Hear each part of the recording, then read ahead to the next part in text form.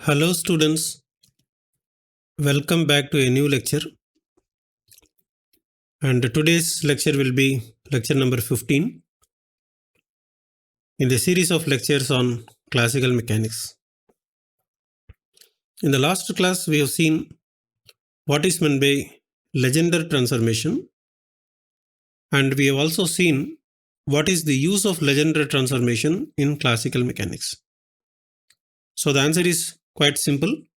The purpose of the Legendre transformation is to make a transformation from the Lagrangian. So if we are going to write down the Lagrangian like this, so Lagrangian being the function of q dot and time that you have, we are interested to make a transformation of this particular function to a new function called the Hamiltonian, which is going to be a function of q comma momentum and time. So this is the discussion that we made in the last class, and we have to give the attention to the second variable in the system where q dot is getting transformed to the momentum. That means q dot has to be eliminated from the expression for Lagrangian, and in that place you'll have to bring the momentum by a suitable transformation. So the transformation that is going to do this job is known as the Legendre transformation. So I'll write down here that is the Legendre transformation.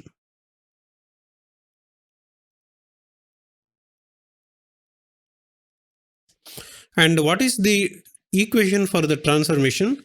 That also we have seen in the last class, namely that the Hamiltonian can be obtained by taking the product of, that is, let me write down that this is P into Q dot minus the Lagrangian. This equation also we have seen, and we have also seen the details on how to remember this expression, the connection between this kind of Legendre transformation in thermodynamics. These topics we have covered in the last class. So you have to refresh now so that you'll feel comfortable in dealing with this today's topic.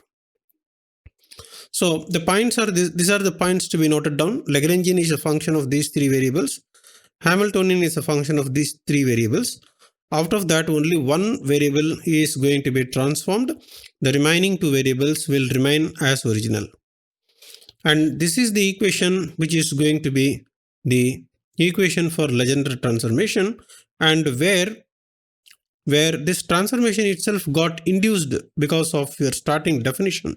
You should remember the last class work, then only you'll be able to follow this clearly.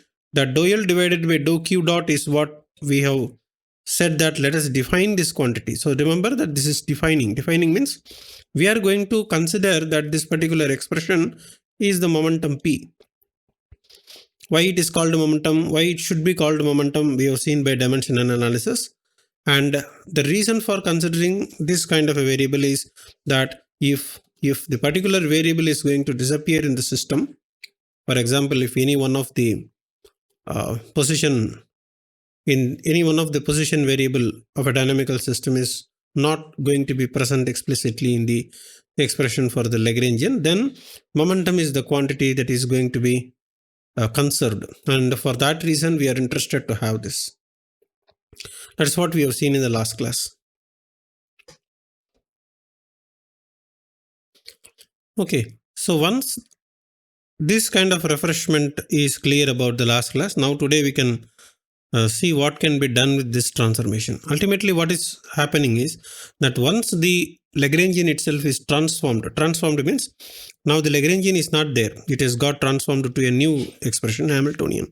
And therefore, what happens is, natural question comes. If it is the case, if you are going to perform this kind of transformation and then make the Lagrangian disappear and make the Hamiltonian appear in place of that, then what happens to the Euler-Lagrange equation? We have this equation, right? The Euler-Lagrange equation is this, is going to be equal to T divided by dt of dou L divided by dou Q dot. So if we are going to perform this kind of a transformation, namely the Legendre transformation, then what will happen to the Euler-Lagrange equation? Because L itself is going to be replaced by the Hamiltonian. So our objective is therefore very clear, that what is the corresponding transformation to this equation? Okay, so we are going to ask the question how this particular Euler-Lagrange equation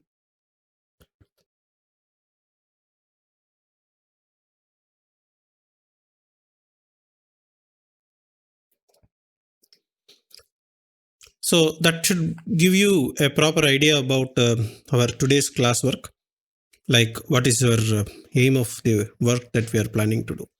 So therefore, the objective is clear that consequent upon the Legendre transformation, what will happen to the Euler-Lagrange equation?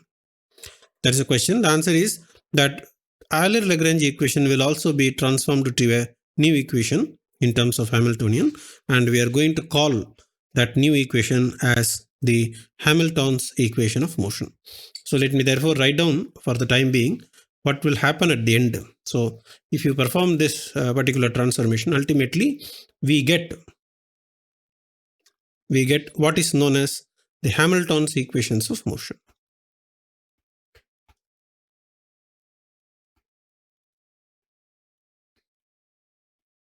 So this is the Euler-Lagrange equation of motion. So the statement is clear, terminology is also clear, and we are going to obtain the new set of equation, and we are going to give the name of the new equation as the Hamilton's equation. So let us see what are the steps. It is not complicated, you can easily follow, and the transformation is quite simple. We'll see this now. So let us start writing down. Lagrangian is a function of q comma q dot comma t.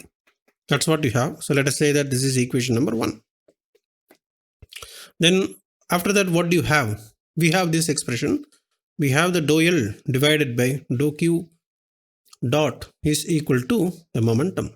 This is by definition. Let us give the names or numbers so that it is easy to refer to the substitution. And after that, we are going to define the Hamiltonian as pq dot minus the Lagrangian. So let us say this is 3. And after that, we are going to get the equation for the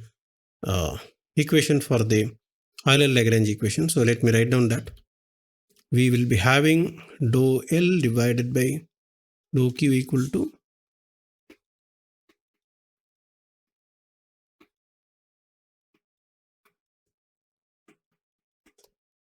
and finally, after finishing all these quantities, Hamiltonian will be a function of Q comma P comma T. So let us have equation number so that it will be easy to follow what is going to be substituted. So we are going to see that. So whatever we have discussed till now, I have written down the same equations, and I have given some equation numbers here so that we can refer to them as and when required. Now once you have this, we can perform some differentiation on each of these equation and then substitute. The procedure is going to be very simple, so you can easily follow this. So dl will be given by from this particular expression. Now the meaning of this is that Lagrangian is a function of q dot and t. That's what you mean. And therefore dl will be equal to dou L divided by dou Q dq plus dou L divided by dou Q dot dq dot plus dou L divided by dou T dt. So like this you can write down, and we can simplify this equation little bit because now you have equation number 2. So I will write down that now use equation number 2. So where will you use this? Here you can use. Can you see this? Dou L divided by dou Q dot. So this is the place where you can use. This is the first place. The second place is that we have a dou L by dou Q here. So where is dou L by dou Q? It is there in equation number 4. So therefore, not only equation number 2, you will also use equation number 4. So that we can substitute in these two places. So then what happens? That's what we are going to see. So then we will be getting dl will be equal to. So let us substitute this expression from equation number 4. That means d by dt of dou L divided by dou Q dot, then multiplied by dq plus dou L by dou Q dot is equation number 2, that is nothing but P. Then you have a dQ dot and plus dou L by dou T dt. Once again you can simplify this by equation number 2 because it is the same quantity P. Therefore, I'll write down that this is P dot. So this is P dot dQ plus P into dQ dot and plus dou L by dou T dt. So this is the expression for the dl. So let us keep this as equation number 6.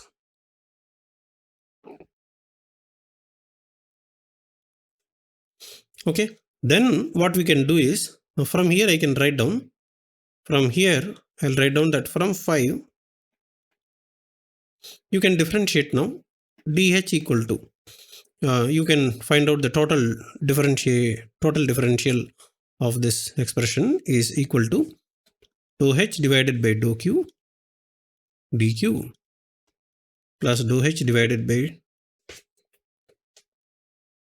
dou P dP.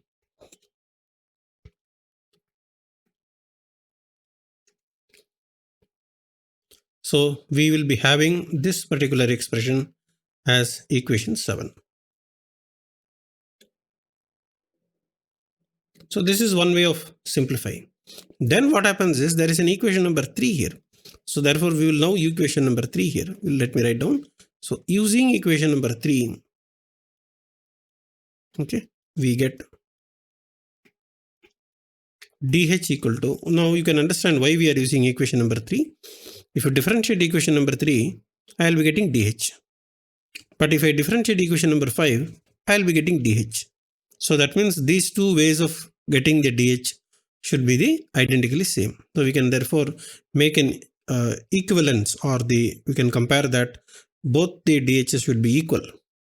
That is the plan, why we are writing like that. So let us perform the differentiation of equation number 3. Then I will be getting P times dQ dot, then plus you have a Q dot multiplied by dP minus the entire Lagrangian. You'll have to write down the entire L here, and since you have a differential of H, this must be the differential for Lagrangian. So and that is nothing but equation number 6 here. Okay, so let me write down that I will be substituting the entire thing in equation number 6 here. So that is equal to P dot dQ plus P dQ dot and plus dou L by dou T dt. So you can now simplify this. That is equal to, so one of the terms is getting cancelled, isn't it? So probably this term will get cancelled with this one. So therefore we are left out with this. That will be equal to Q dot dP minus P dot dQ. Then again you have a minus dou L by dou T dt. That will be equation number 8. On the left hand side, what it is? This is dH. So you got the expression for dH, but you already have the equation for dH in the previous step by a different method. And therefore, so equation 7 is also dH, equation 8 is also dH, and therefore they are equivalent.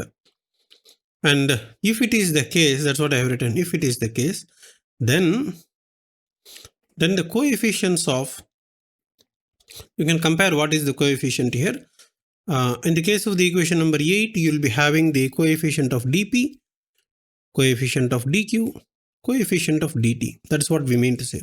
So the coefficients of dP, dQ, dt should be same. So here also you have dQ. So coefficient of dQ is this particular object, dou H by dou Q. Similarly, you will have to compare the equation number 7 and 8. And if you are going to do that, then we are going to get this equation. So let us therefore compare the dP element. So what is there here? So if the coefficient of the dP is Q dot, so I will write down Q dot. q dot is equal to, so where is dp in this equation? So it is there here, this is dp. So coefficient of dp is dou h by dou p. So I'll write down dou h by dou p. And therefore I'll say that this is the new equation, or this is our result if you are comparing the coefficient of dp. So dp comparison is over. I'll put a tick here. Now we will go and compare the dq. So I'll put a double tick here. So dq comparison. So what is the coefficient of dq? Minus p dot. So I'll write down that minus p dot is equal to, so come here in this equation number 7, this is your dq. So what is the coefficient of dq? Dou h divided by dou q. I'll write that dou h divided by dou q. So that is our new result. And not only that, you have one more comparison. You have to take the coefficient of dt. So if you are going to do, I'll put triple tick here. So I'll be getting minus dou L divided by dou T is equal to, in equation number 7, you have dou H divided by dou T. And that's all. So let us say that this is 11. So now what happened is that whether you obtain the DH in one way, or if you are going to obtain the DH in another way, whatever be the thing, ultimately they should represent the same information. That is what we mean by writing equation number 9, 10 and 11. And that's all about it. We are going to write it in a formal way, the same expression. Let us first write down q dot, then p dot, and then the last we can write down like this. I hope you understand what I mean. What I mean is that the Lagrangian is a function of q dots and t. So the order we are trying to maintain. Q first, q dot second, and t the third one. Okay. So it is a traditional way of maintaining, so that when you're writing the Hamiltonian, what happens is you try to maintain the same order. So q will be q only, nothing happens. Q dot is the one which is getting transformed to the p. So that is what is happening here. And this particular time, nothing happens. So let us write down. So we are going to make, or we are going to maintain this kind of order. So q is the first set of variables, and p represent the second set of variables. So q is not a single q, right? Q means q1, q2, q3. P means p1, p2, p3. That is what I mean by saying the set of variables. So therefore, first q comes, second only p comes. That is why we will write down the expression for q first. So here expression for q is not there. It is expression for q dot is there. Therefore, I'll write down that q dot is given by dou h divided by dou p. So I'll write down the same equation number 9 here. Because I didn't do anything for this, so it is the same equation rewritten down. And the second one, this minus only, I'm going to take it to the right side. Then I'll write down p dot. Why I am writing p dot is because the second one is the p that you have here. So therefore, that will be equal to minus dou h by dou q, which is equation number 10. And of course, here you can write down that the dou h divided by dou t is given by minus dou L by dou t. So this is 11. So ultimately now we have the final equation. So let me therefore put a box here.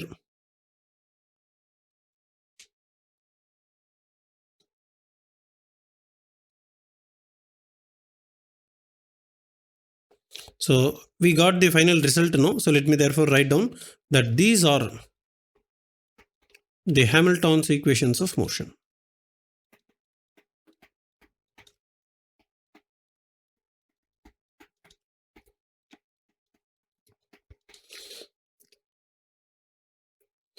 So we have made the transformation. So ultimately what happened, remember, ultimately what happened is now we don't have Euler-Lagrange equation anymore. That is the conclusion. Okay. The moment you say that the Lagrangian is getting converted to Hamiltonian, which means that the Euler-Lagrange equation, namely the differential equation of motion, is also getting transformed to the new set of equations given by 9, 10 and 11. So there is a small difference in the style of writing, but however, the physical information contained in the Euler-Lagrange equation and the physical meaning contained in 9, 10 and 11, they are identically same. But however, it appears as three different equations. Okay, of course, equation 11 will not enter into picture where you don't have the non-autonomous system. Okay, we are going to assume that the Lagrangians are independent of time. Okay, so in the case of the autonomous systems,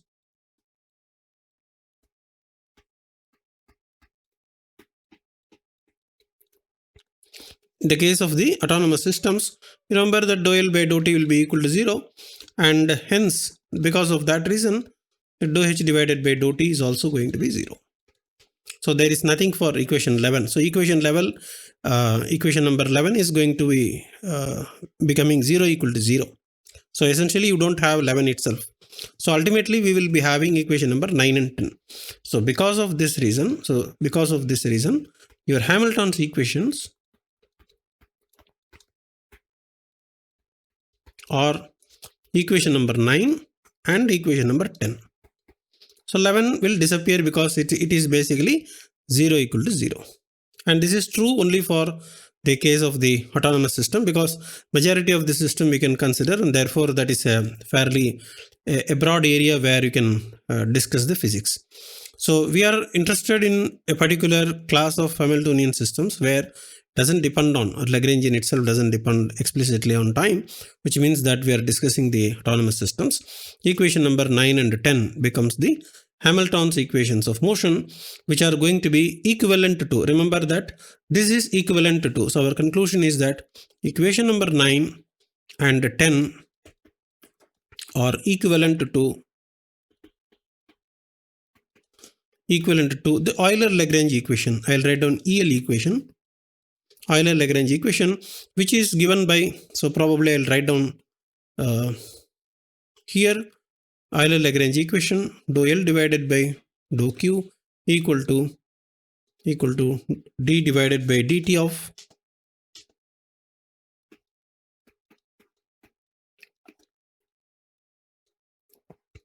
so which is equivalent to this. So now there is an interesting question is there, and now we are also asking why we have performed this kind of transformation. You are already having, now the question should be clear to you. In one way we have converted the differential equation, namely the Euler-Lagrange equation, into 9 and 10.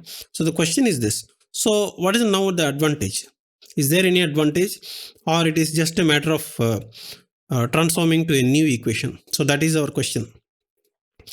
Okay, only when you are able to understand and appreciate the question, only then the discussion and the next topics will be interesting to you. Okay, we have obtained equation number 9 and 10. That is fine. 9 and 10 is not a new equation once again in terms of physics.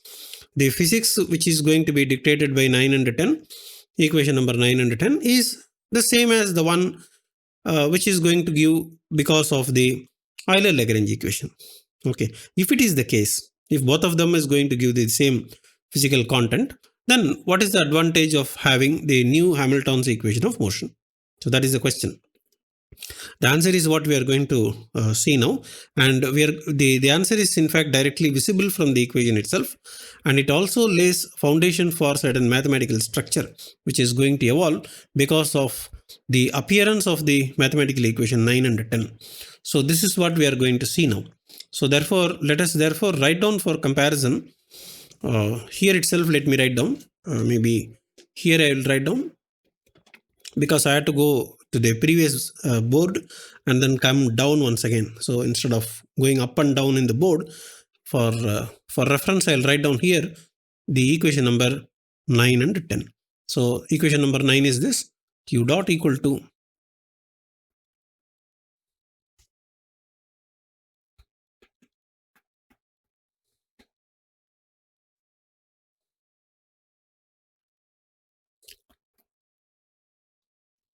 So our conclusion is this. So this is the important conclusion.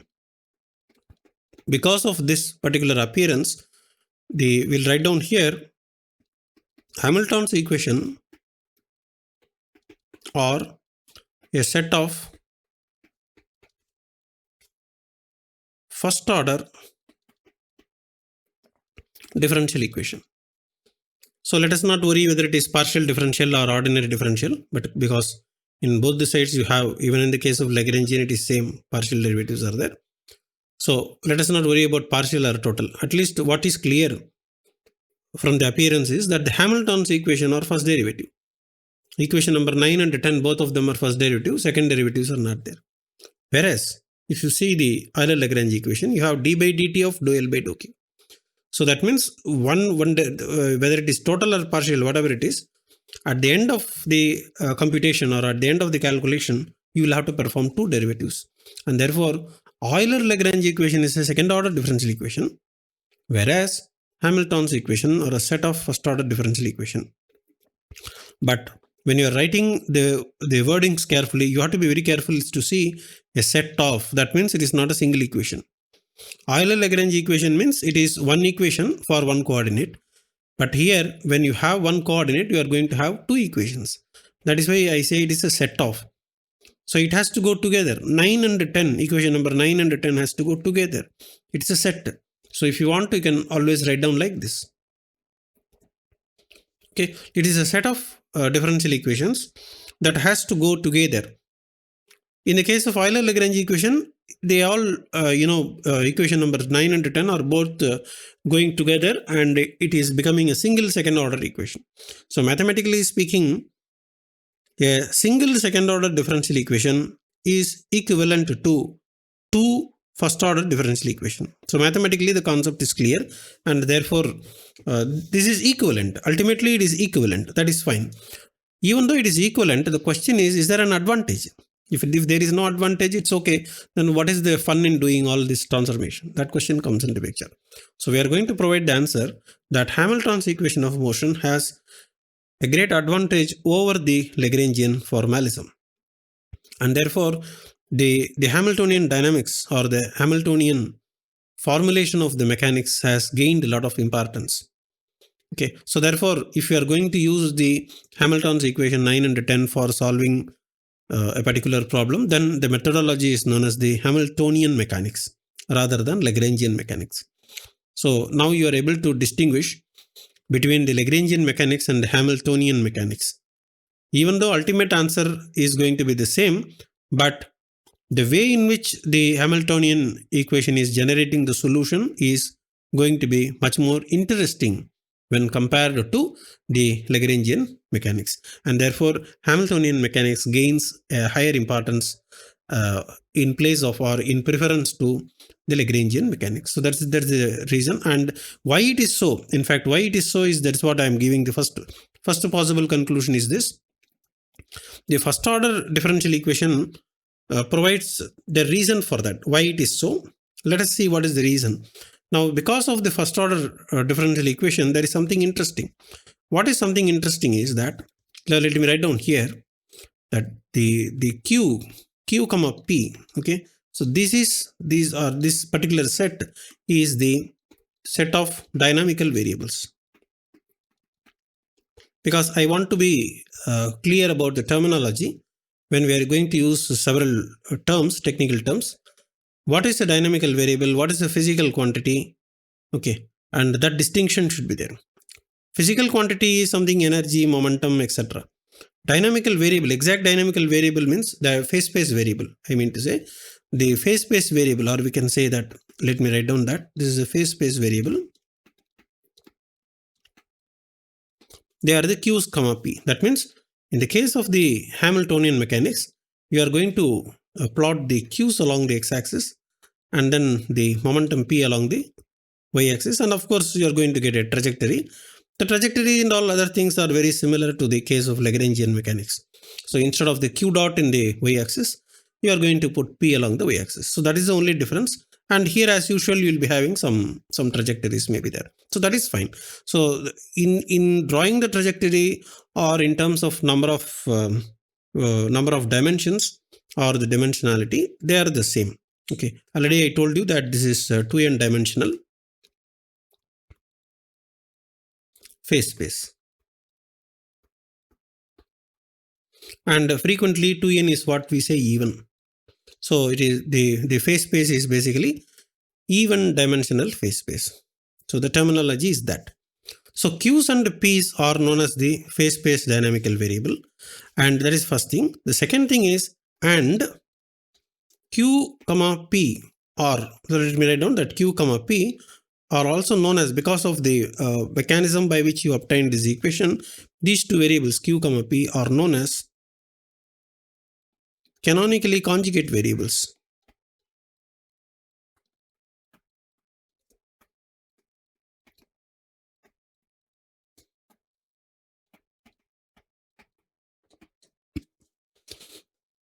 So the word canonically is because of the equation that we are going to see later.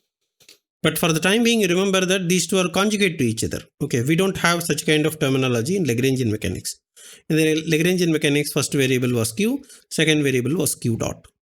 Okay, at that time we don't say that they are canonically conjugate or so. But now, after doing these transformations, that means the Legendre transformation, the set of variables happens to be canonically conjugate to each other. Okay, the canonically conjugate to each other is a frequently used term, and therefore that should be familiar to you. In fact, the reason for that is only that the set of variables, namely Q comma P, will obey certain equations. That's what it means to say canonically conjugate variable, in the sense that it is going to obey certain equation. That equation we will see later.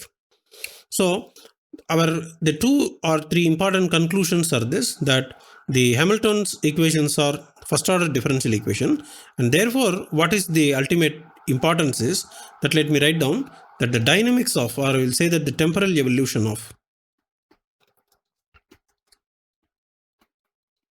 course I can always speak and then complete the discussion without writing anything on the board, but however, when I write something, then it will be comfortable for you to follow easily, and also it is easy for you to write down notes. That is why I am writing down on the board.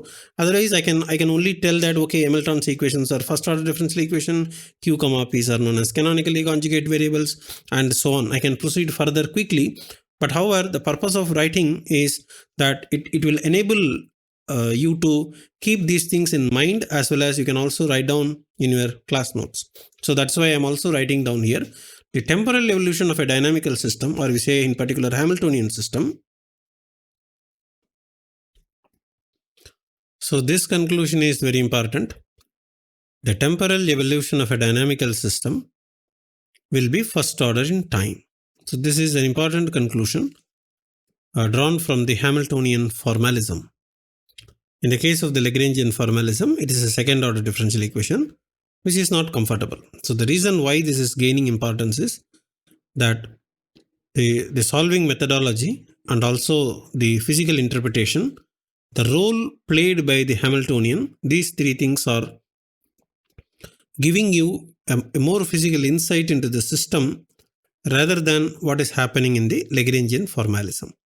So that is why these particular statements are made here. First order in time is something that is going to gain some information. Second thing is, Hamiltonian itself is going to play an interesting role when compared to the Lagrangian. So that is another reason why this particular topic is more important. So this is the conclusion, and because of this, it has a consequence here. So let me write down the consequence. What is the reason behind writing first order in time, etc.? The reason is quite simple. Let us write down one of the equations. One of the equations of the Hamilton equation of motion is Q dot is equal to dou H divided by dou P. So what is the meaning? So this is one of the equation. Of course, you can always write down the second equation, which is P dot equal to minus dou H by dou Q. That's fine. But you see any one of the equation like this, and what is the meaning that you are going to gain from this is that the meaning implied by this particular equation is like this. If you know is what we are saying given, if you know the Hamiltonian of the dynamical system, that means given the Hamiltonian of a dynamical system, then this particular P and this particular Q is the phase space variable, which means they are the independent variables available to you. You can always perform the partial derivative. That is not a problem, because Hamiltonian is a function of Q comma P comma T. So evaluating dou H by dou P, dou H by dou Q are straightforward. And therefore, once the Hamiltonian of the system is known, or once you know, or once you have identified the Hamiltonian of the system, then Once it is clear, then the time evolution, you see that if this is given to you, then the time evolution is what I am trying to say, q dot. Time evolution is called temporal evolution. Temporal means time evolution. So then the time evolution, or instead of that, I'll say evolution only. Then the evolution of q and p. That means how the q and p variables will take its value in the future. Okay, the present values of the q and p is, after some time, what will be the new value for q and the new value for p? That is called evolution of. So the new values taken by the phase space variables q and p is what is the meaning of the temporal evolution. So the evolution of q's and p are given by the partial derivatives of the Hamiltonian with respect to p and q. So by that, what is the meaning is that our conclusion is it should be clear. The conclusion is, if the Hamiltonian is known to you, then Hamiltonian itself will dictate. That is the meaning. The English sentence that we have written here should also be rewritten in a different style. So what is that different style is? The Hamiltonian is going to govern the dynamics. That is the meaning of this. So this means that Hamiltonian will govern the dynamics of the system.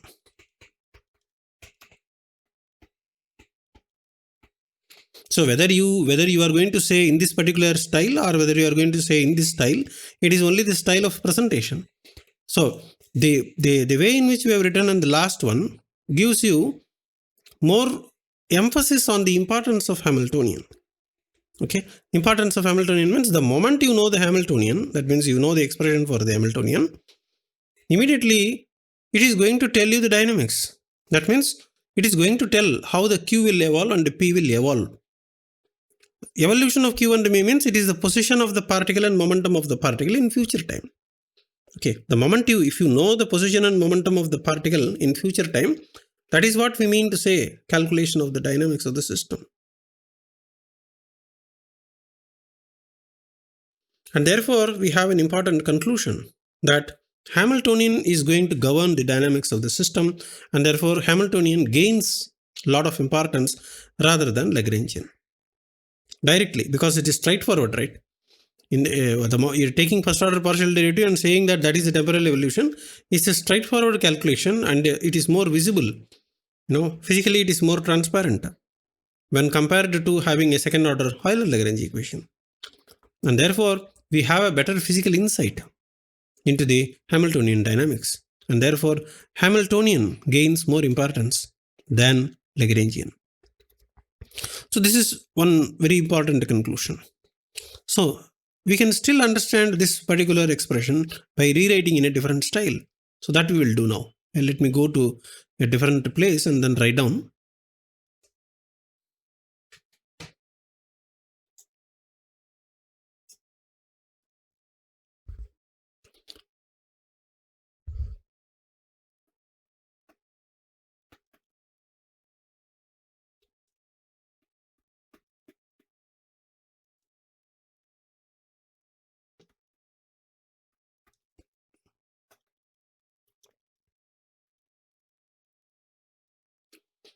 So now that you are going to have a first order partial derivative and for first order total derivative, it is interesting to refresh your memory. This is very basic only, but if you are, it is the time that we need to refresh this, and when you do that, you will be able to appreciate the importance of the Hamilton's equation of motion. So what is that you are going to understand for the case of the first derivative is that in mathematics you already know that df by dt is given by the value of the function at the later time. The later time is what is known as t plus delta t minus the value of the function at a particular time t. That means if you say that t is the present time, then t plus delta t is the future time. That's the meaning, where delta t is going to be very small. And if you are going to evaluate this quantity divided by delta t, where delta t is the small interval of time between the present time and future time should be very small, of the order of say millisecond.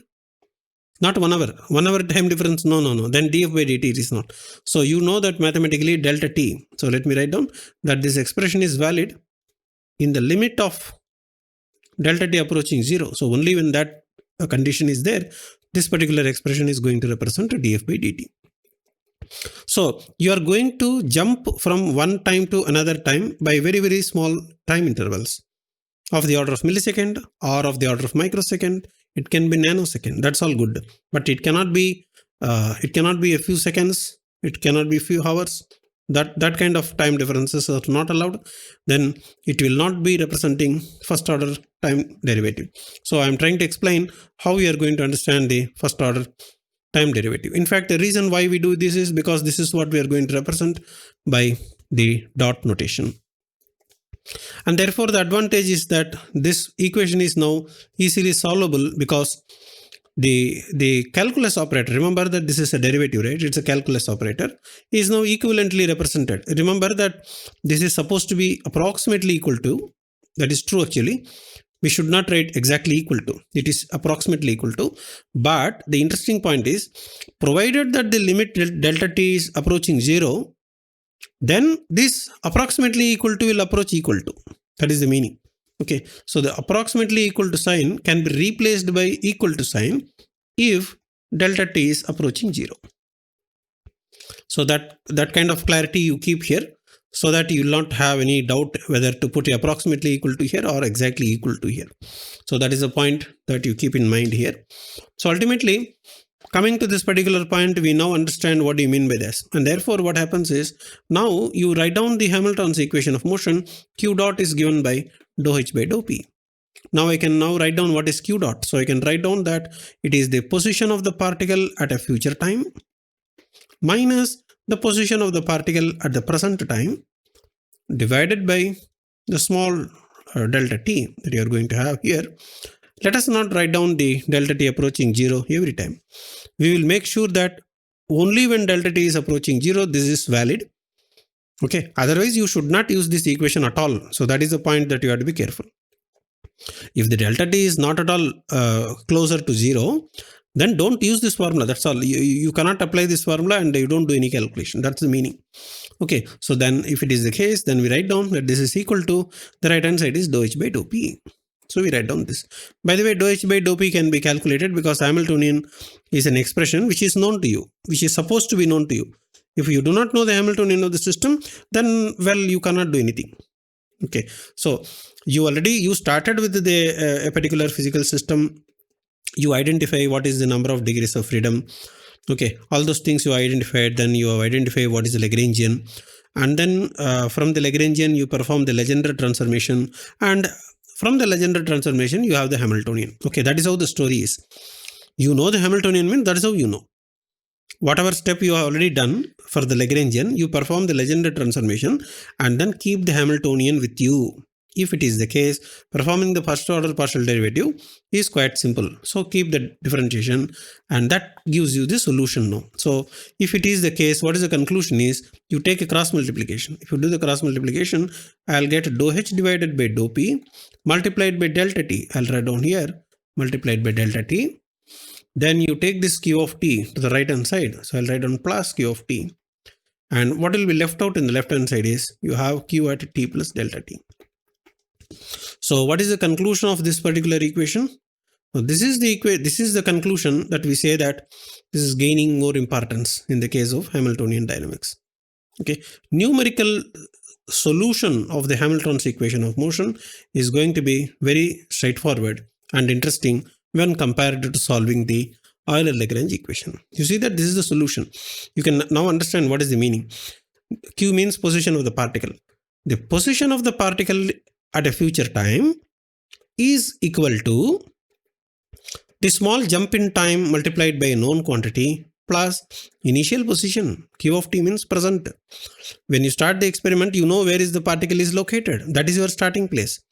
So you start with the known Q value. That means you already know where you are going to keep the particle and then start the experiment. That is the initial one.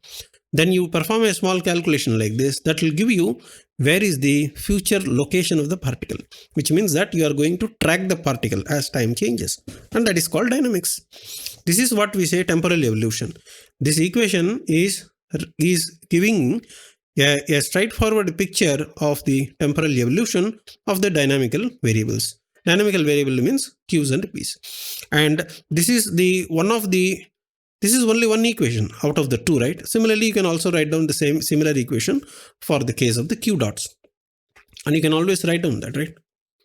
So similarly, for Q is over, now we can write down similarly for P of T plus delta T can be written down by a similar expression, and this is what we mean by the temporal evolution of a dynamical system. The advantage of the first order derivative is now you are able to follow only because it is the first order derivative, because f dot is there, right? You don't have second derivative. Only because the first order derivative, this is algebra because there is a minus here and then dividing here. Okay, there is no calculus operation. If there is a df by dt, you are performing differentiation.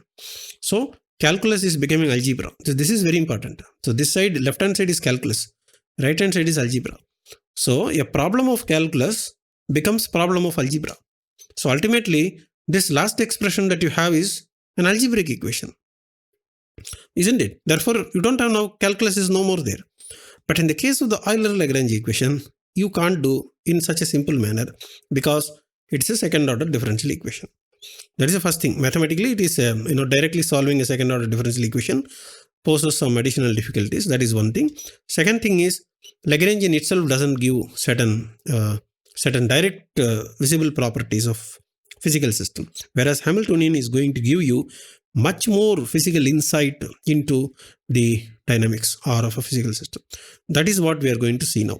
So in addition to this particular explanation that I have given, the next question is that how the Lagrangian is going to give an additional physical insight into the system, whereas Lagrangian is not giving such a physical insight. Okay, that is the point that we are going to see next. So let me therefore go to the next part of the board and then write down the physical insight. Let me write down that.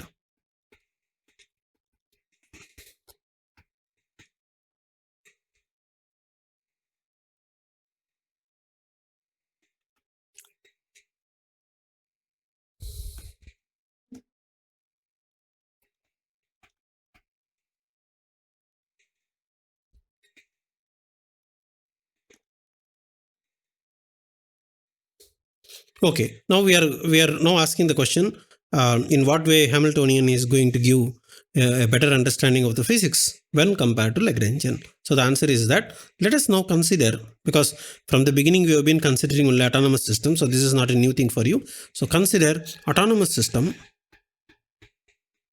or you say autonomous dynamical system. By that, what do you mean by that? By that, what you mean is that the Hamiltonian is a function of Q's and P's. That means time is not going to be explicitly present. That's all. If the time is not going to be explicitly present, such a system is autonomous system. So instead of writing QPT, you write only QP. That's what it means to say. And as usual, Q means the set of all Q's, P means the set of all P's. That is the meaning. And the moment you have this is what is the Hamiltonian of a system. And if it is the case, if this is the Hamiltonian, then I can always calculate what is the total derivative of this. So, or we can write down what is the total time derivative of the system is given by, you simply perform dH by dt.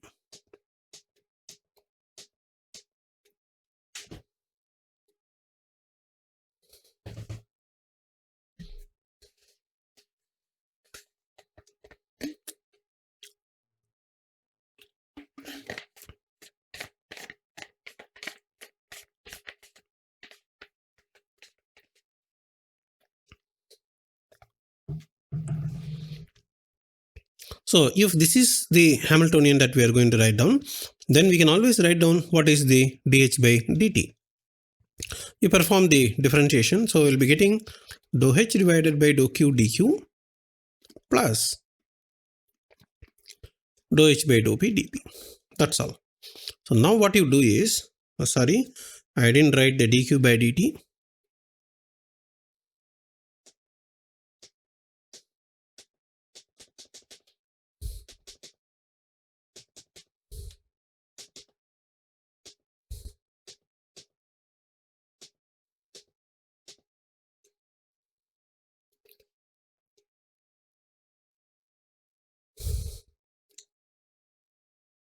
So if the Hamiltonian is going to be a function of q comma p, then dh by dt can be calculated as dou h by dou q dq by dt plus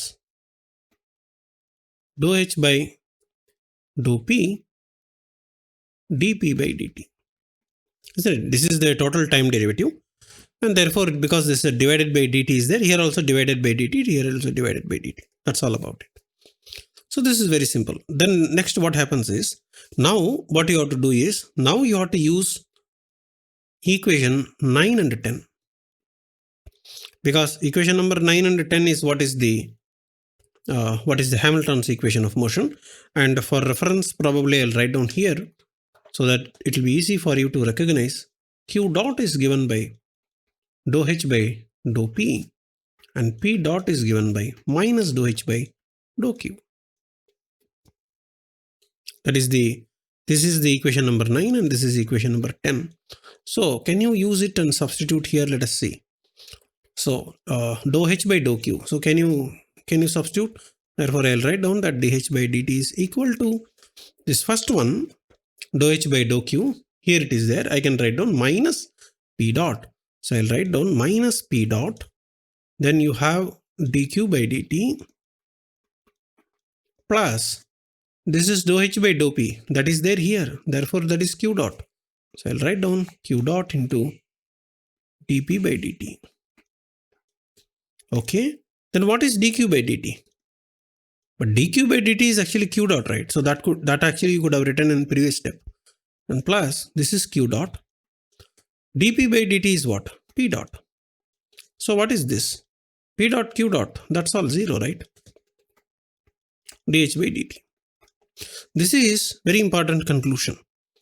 Okay, so I let me write down that this particular result,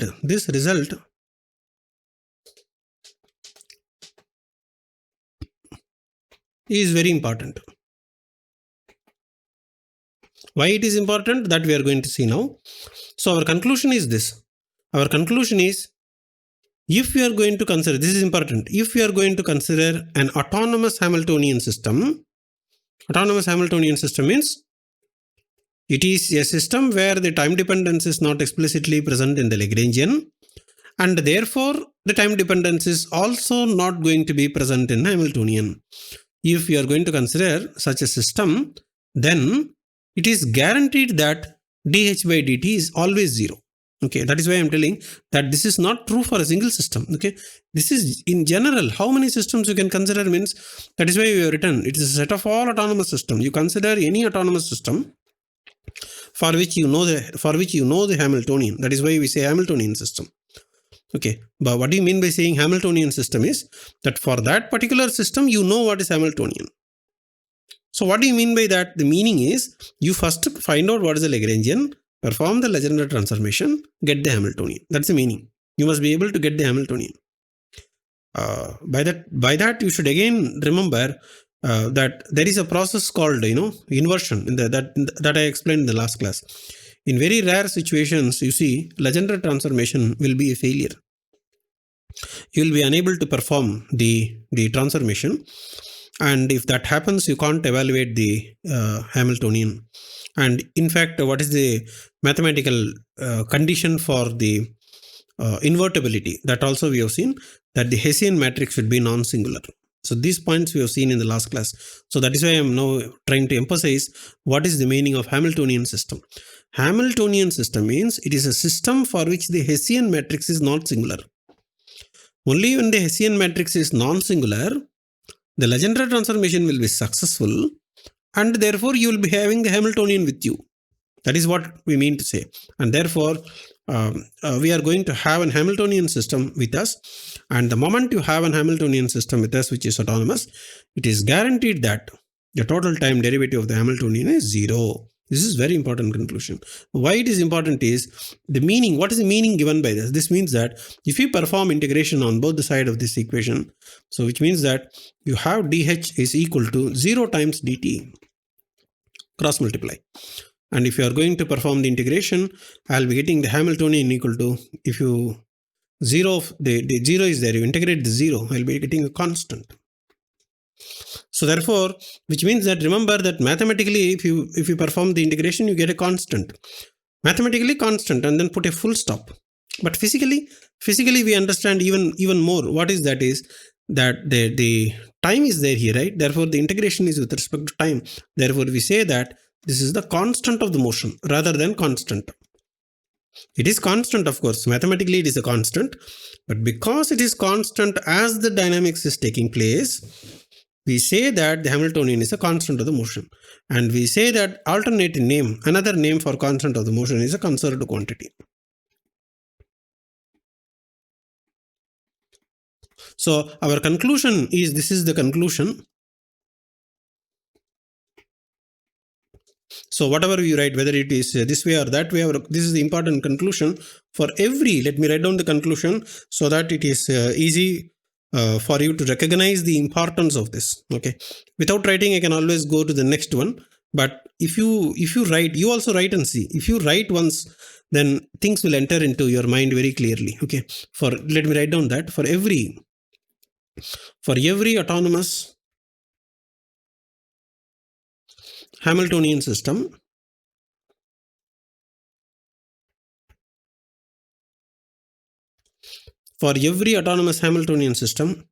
the Hamiltonian is the constant of the motion.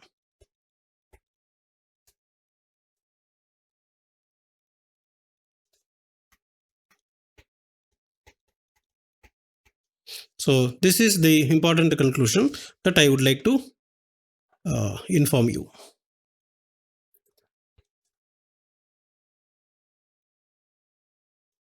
Because in physics, you should always remember that we are always interested in knowing what are the conserved quantities for a dynamical system. We always want to know whether conservation of momentum is there, or conservation of angular momentum is there, or conservation of one of the linear momentums. So remember that momentum means it can be total momentum also, it can be one component of the momentum also.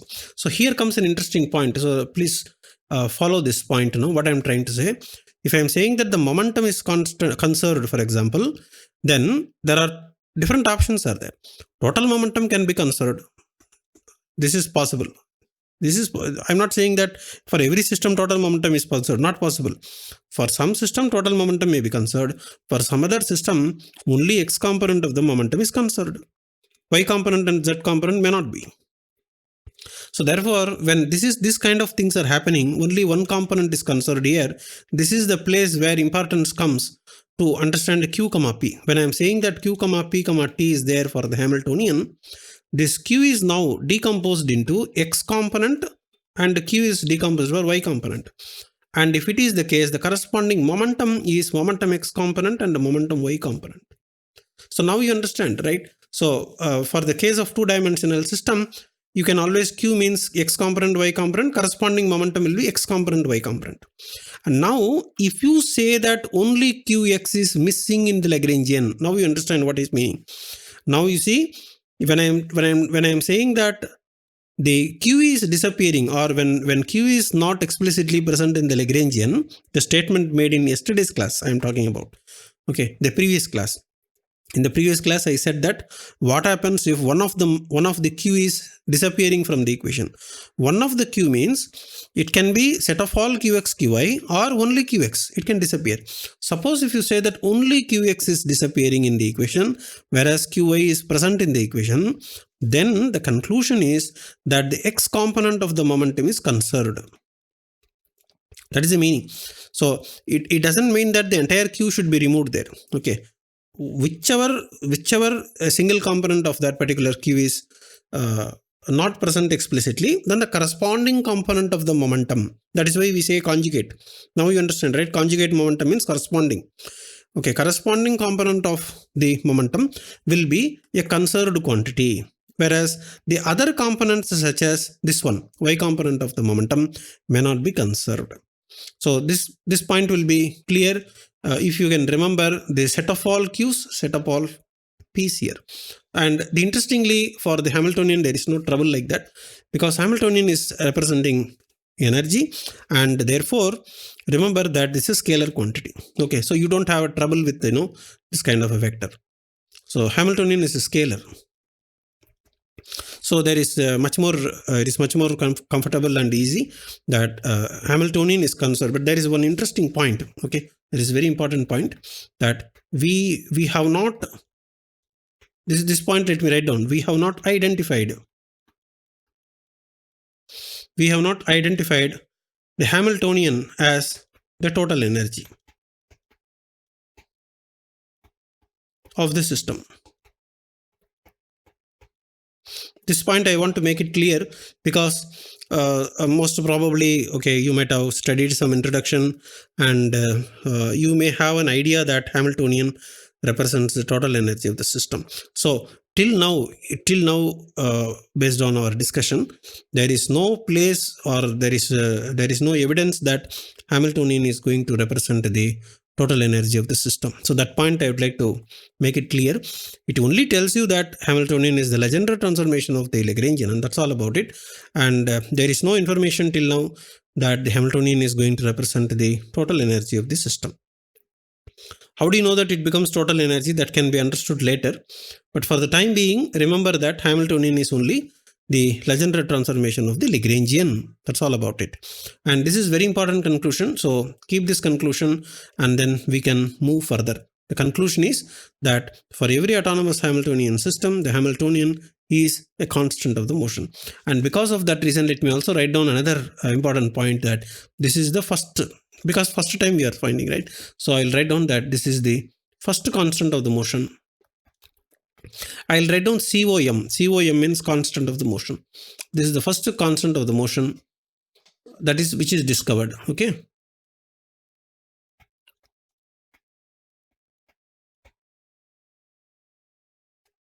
So this is also a point to be noted because there is one interesting point about the dynamical system that there is, you should always remember that you will be having n number of constants of the motion where n represents the number of degrees of freedom. That is there. It is not that there is only one constant of the motion.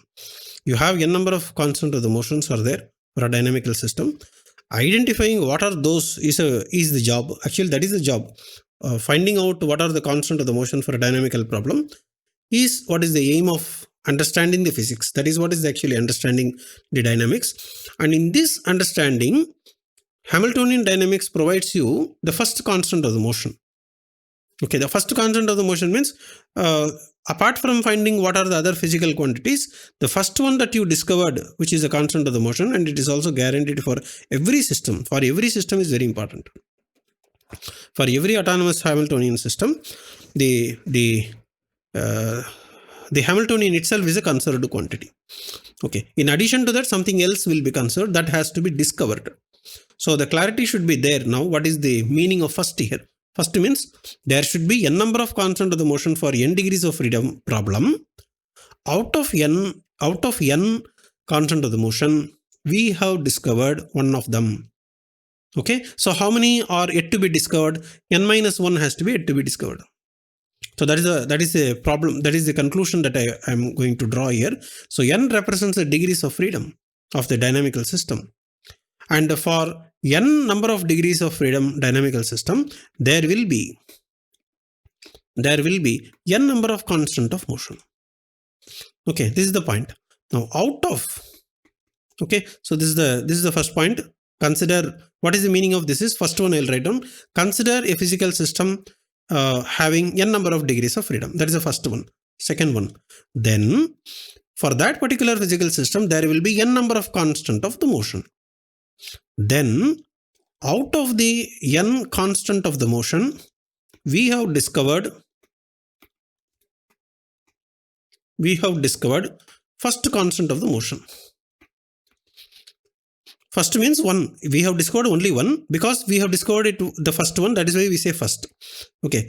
We have discovered how many means only 1 we have discovered. Okay. Which is the Hamiltonian. So after that, what is then remaining? So remaining, you have to remember that remaining n minus 1 number of constant of the motion has to be discovered.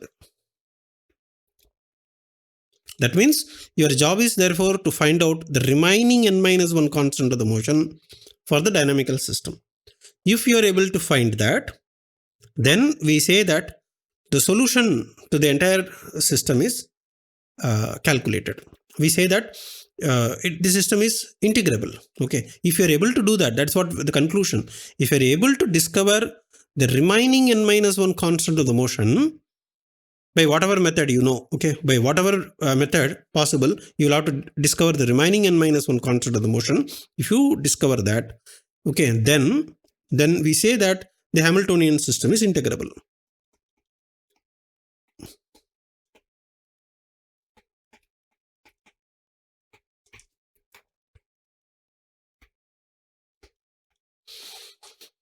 Okay, this particular terminologies are, what you call the integrability of the Hamiltonian system. That is what we mean to say.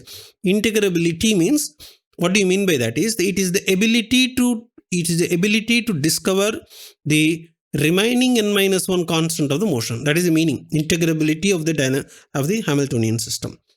Okay, that is the meaning. Ultimate meaning is like this. You are essentially solving the problem successfully. If you are able to solve the problem successfully, which means that you are able to find out all the physical properties, and therefore you must be able to extract what are all the constant of the motion for a given dynamical system. So as you see that the Hamiltonian formalism gives you a better physical insight, okay, when compared to the Lagrangian. In Lagrangian, you don't have such kind of direct physical insight in terms of constant of the motion. Okay, so of course you already know that this particular topic itself, we started by asking the question that what will happen if one of the position variable is missing in the Lagrangian. That is how you started. If one of the physical coordinates are missing in the Lagrangian, then it will have a direct effect. That the effect is that it will be reflected as a symmetry, and that symmetry is what we say conserved quantity. Okay, that is what we mean to say. So let us keep this as the important conclusion of the Hamiltonian dynamics. So the study of the first order differential equation like this in the 2n dimensional phase space is what is actually the Hamiltonian mechanics.